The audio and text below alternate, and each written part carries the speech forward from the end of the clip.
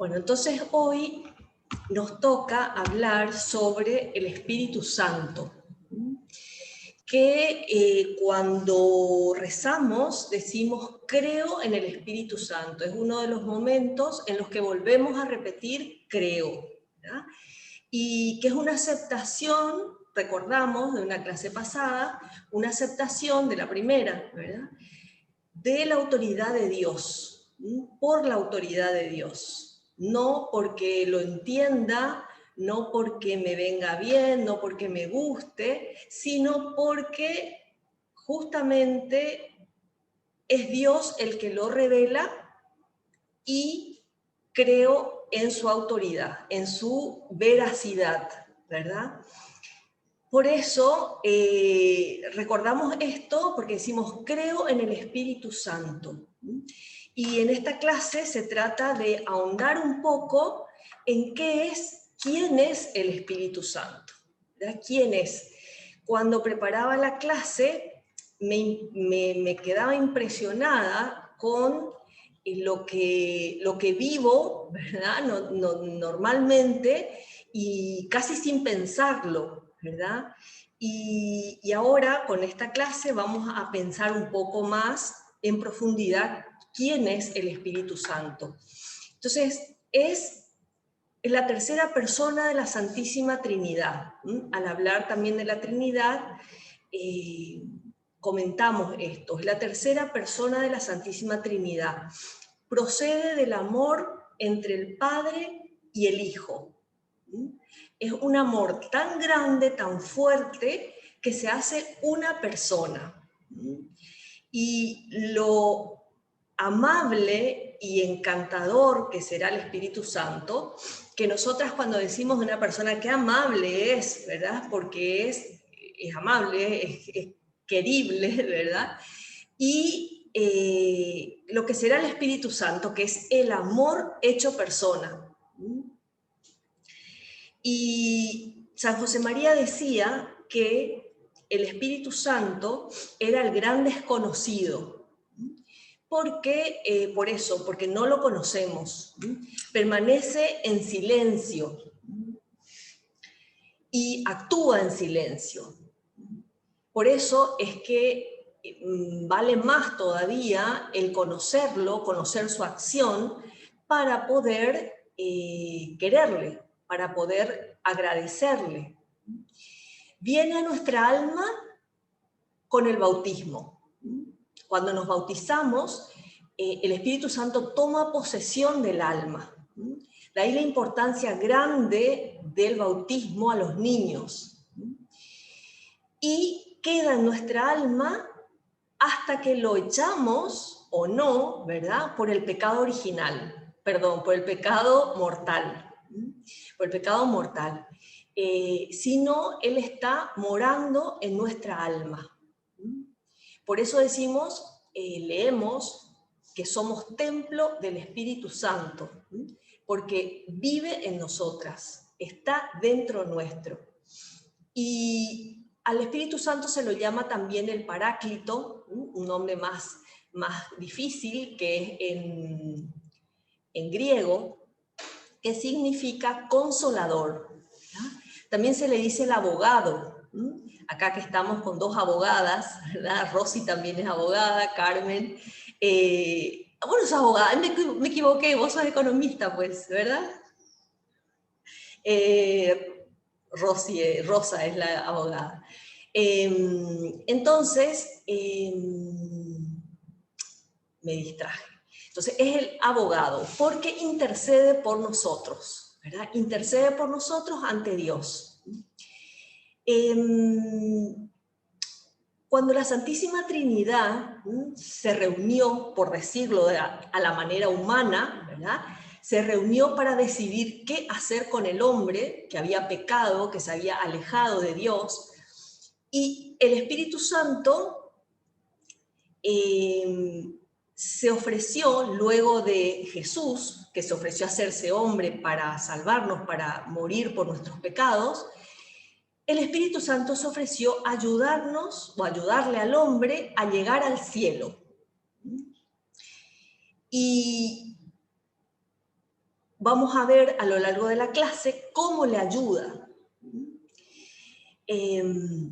Cuando el Señor subió a los cielos, habíamos hablado de que murió en la cruz, subió a los, estuvo 40 días con los discípulos y subió a los cielos, ascendió a los cielos a los 40 días. Y antes de subir a los cielos, cuando los discípulos le decían que les costaba que se fuera, ¿verdad? Él les decía, les conviene que yo me vaya, porque si yo no me voy, no vendrá a ustedes el Consolador. El trato era que Jesús venía a la tierra, volvía al cielo y ahí venía el Espíritu Santo, ¿verdad? Era un trato que se deduce, ¿verdad?, de las palabras de Jesús.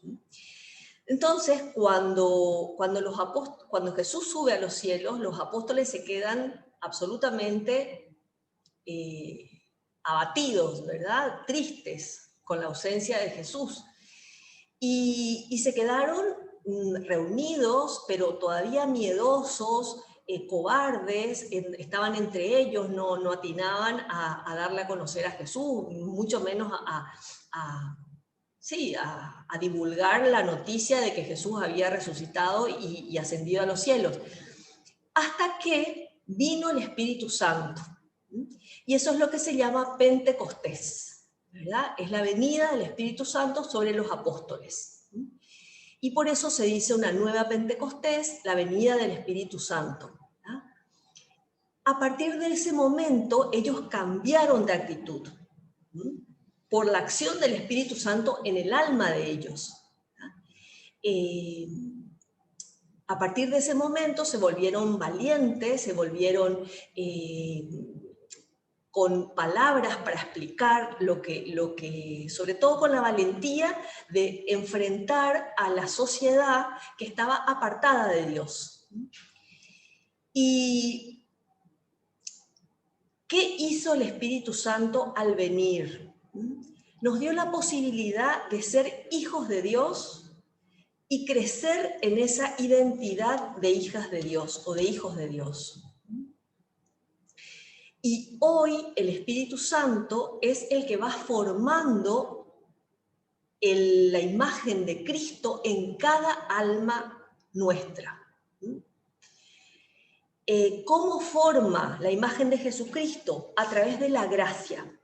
¿Te acordás que hablábamos de la gracia? Que es el don de Dios, un regalo de Dios, que nos hace hijos suyos.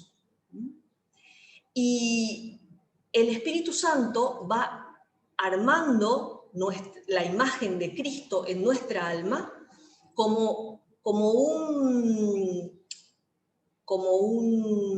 una persona, ¿verdad? Como un artesano, trabaja la arcilla o el mármol o el barro para darle forma, la forma que él quiere. Y en este caso, el Espíritu Santo nos da la forma de Jesucristo. ¿Se imaginan que si no le damos al Espíritu Santo la oportunidad de hacer eso en nuestra alma está informe, sin forma, sin la forma de Cristo, sin esa forma que Cristo quiere darle a nuestra alma? Y en cada alma, el Espíritu Santo abre una escuela. Así enseña una mujer muy sencilla que escribió un libro, a pesar de su sencillez, por poner por escrito lo que el Espíritu Santo le dictó. Este libro se llama El Decenario del Espíritu Santo. ¿Ya? Son oraciones, y no solo oraciones, sino que son doctrina o manifestaciones que el Espíritu Santo le va diciendo a esta mujer. ¿Verdad? Y una de las cosas que le dice es esta, que en cada alma él abre una escuela. Y en esa escuela él da las clases. Da las clases, pero da las clases de manera sencilla, de manera silenciosa, muy despacito. Por eso, si hay mucho ruido, si no paramos, no la escuchamos. En cada alma abre una escuela. Y tenemos que hacer momentos de silencio para poder escucharle. Y esos momentos de silencio, por esencia o por antonomasia, es o son la oración, los ratos de oración, donde nos detenemos a escuchar a Dios.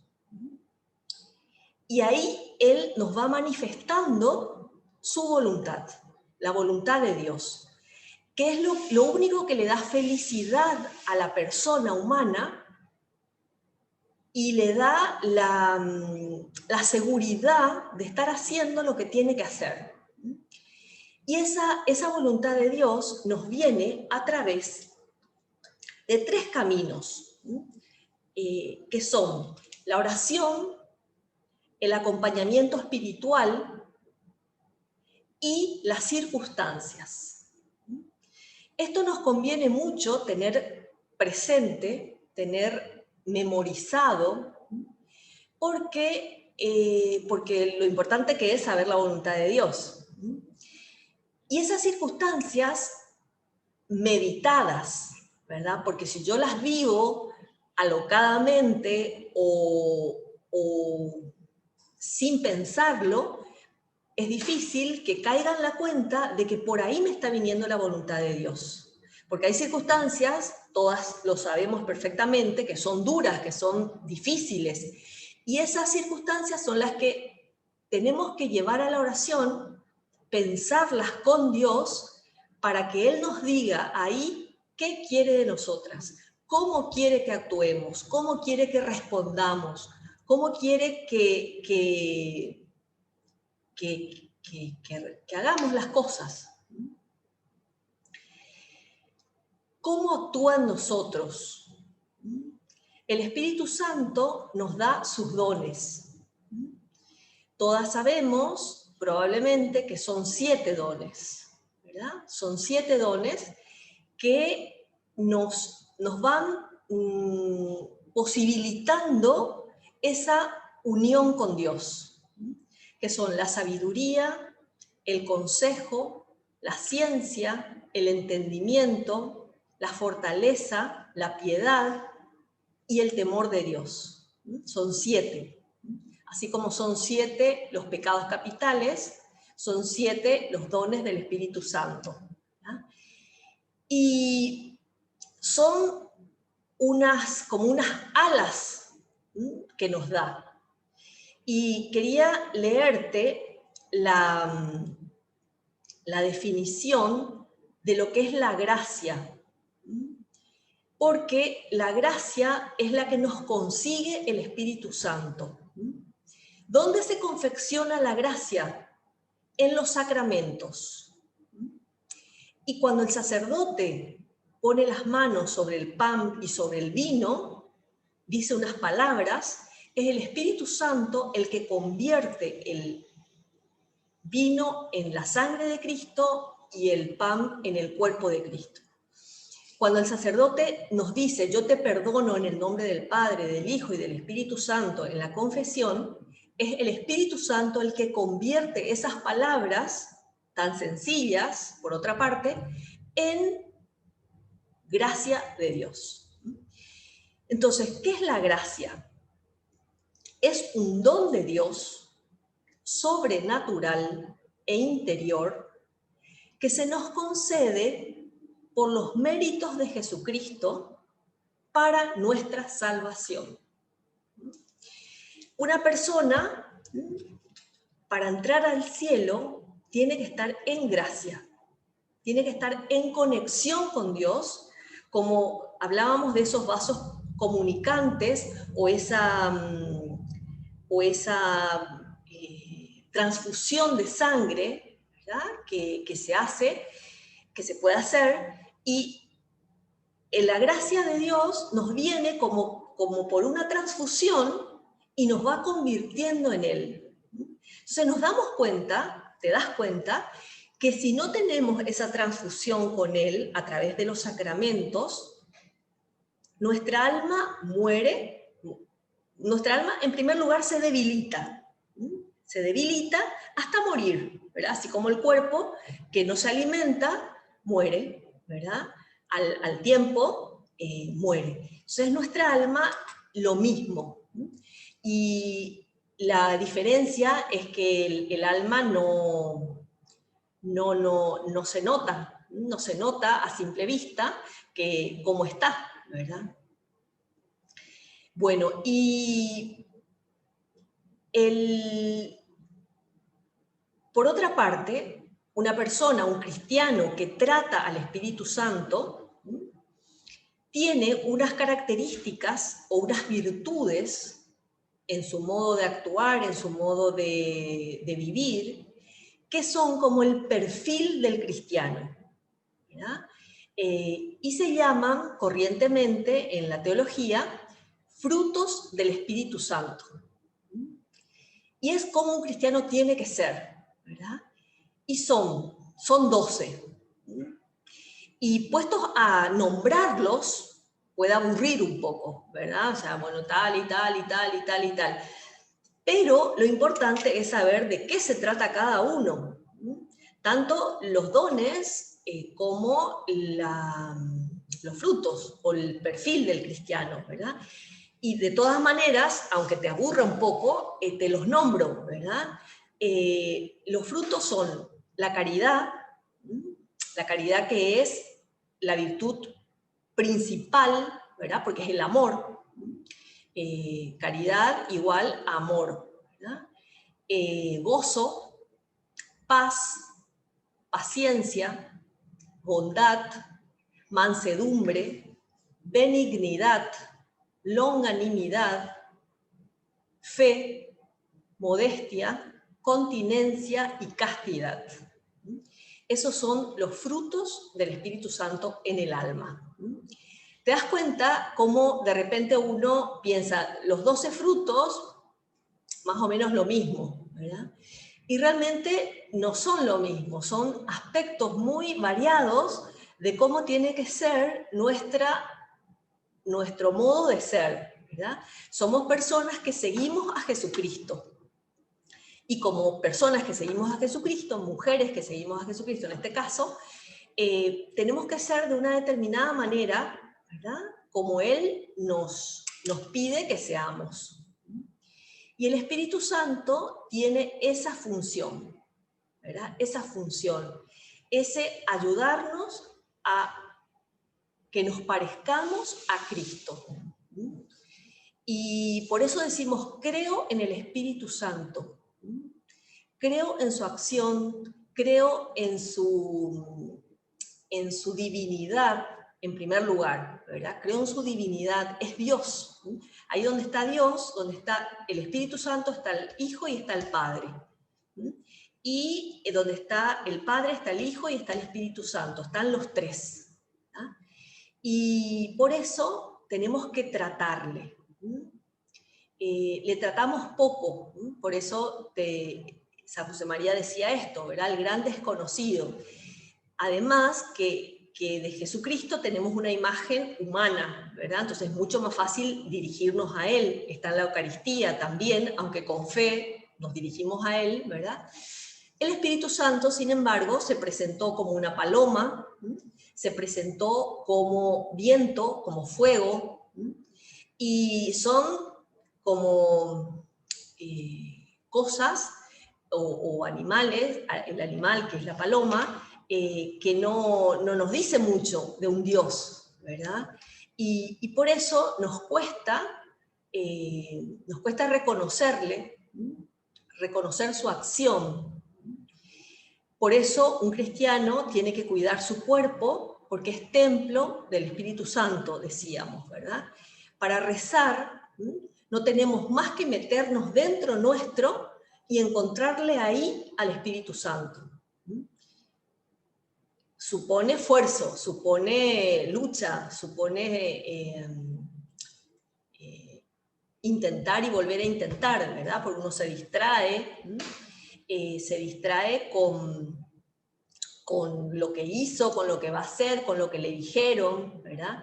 Entonces, esa oración es el modo más directo que tenemos de relacionarnos con Él, con el Espíritu Santo, y a través de los sacramentos y a través de la oración, ¿verdad?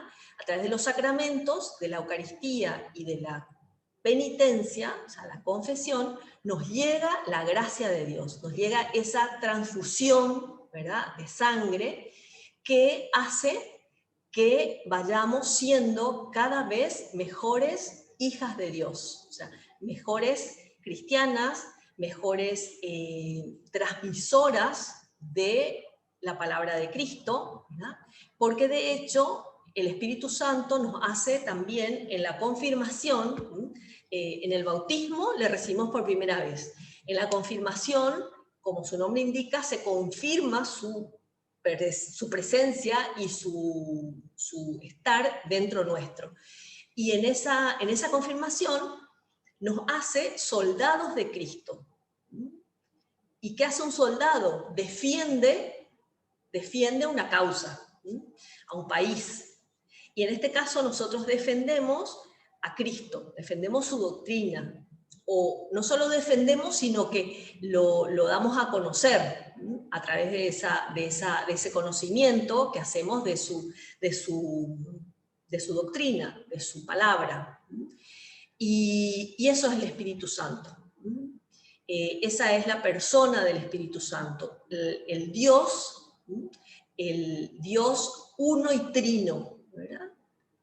Uno, todopoderoso, ¿verdad? El Padre no es más que el Espíritu Santo ni más que el Hijo. Son todos la misma, tienen todas la misma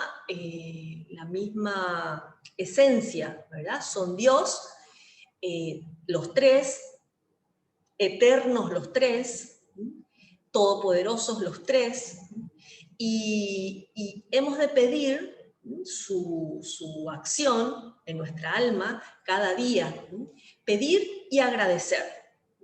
Pedir y agradecer a través de esa oración, a través de los sacramentos recibidos con frecuencia, y esa es la sentencia, ¿verdad?, que decimos cuando rezamos. Creo en el Espíritu Santo, ¿verdad? Creo en que es Dios, creo que actúa en mí, ¿verdad? Y me predispongo a dejarla actuar y hacer que pueda actuar libremente en mi alma cada vez mejor. Y eso es todo, chicas. Eso es todo. Si tienen alguna duda, alguna preguntita. Nada, muchas gracias.